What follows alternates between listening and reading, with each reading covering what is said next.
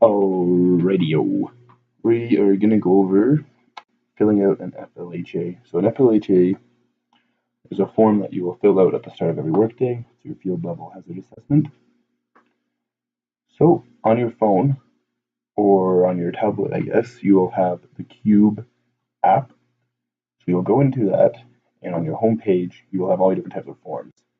So you'll click on your field level hazard assessment, and that'll open the form for you. So let's say, as in all the other examples so far I've given you, let's say that we're working for Husky. So you'll start off, client, we'll search for Husky, Husky Energy, boom, there it is.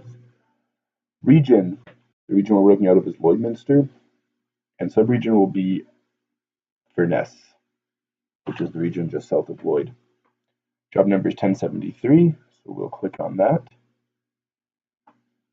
And then for project level hazard assessment, there won't be one there, so we just leave that blank. Company, marksman vegetation,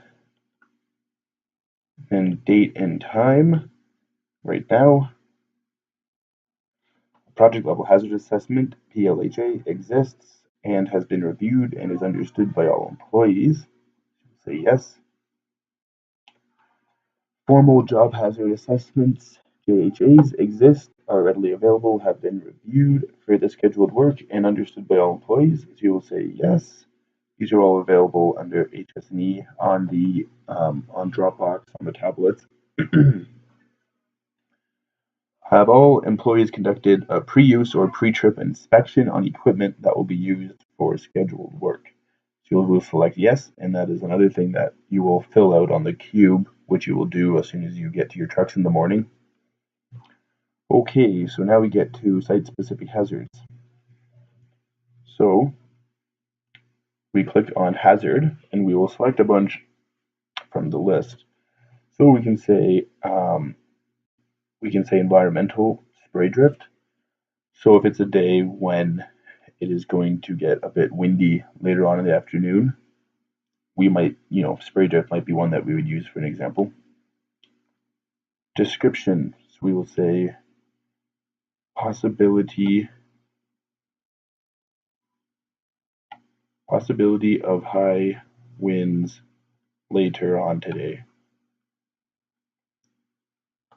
Location, so for location we can say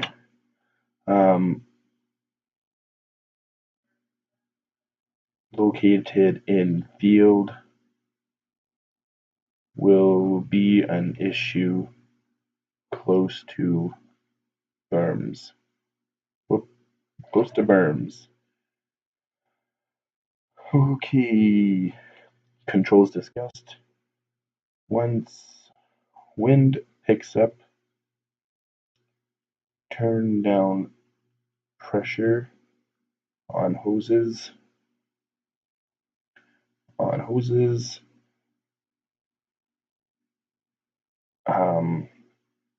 Find sites to spray that are sheltered by trees. If wind is too high, we will shut down. Okay, let's add another hazard. So we click on that button to add a row. So yeah, we'll click here, add new row. Let's find another hazard. Do you guys have any suggestions for hazards? Pinch points? Okay, that's a great idea. Pinch points, description. We will say when rolling up hose, location on truck. Controls discussed. We can say watch hose for kinks and stop reeling to fix.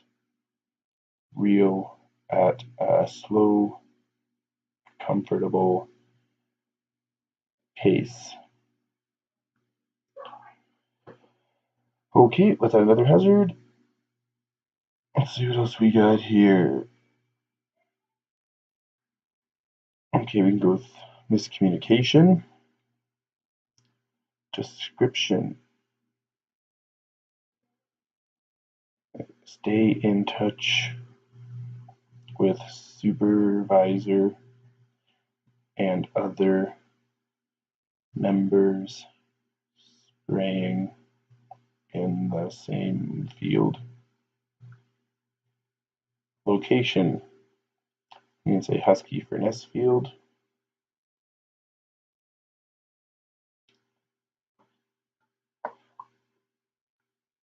Controls discussed.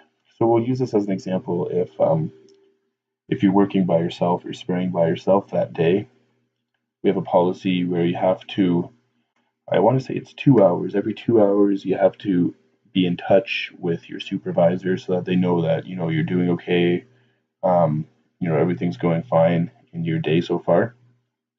So we can put down contact supervisor every 2 hours.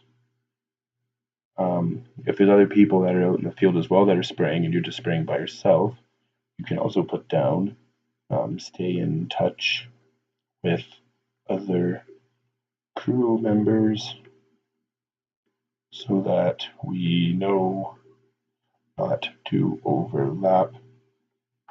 So this is usually when you guys will go out in the field. I will give each truck a different area of the field to spray. So if you're staying in touch with people in the field, that just verifies that you're not going to be spraying an area that they're spraying, and you're not spraying the same site that they've already sprayed by accident.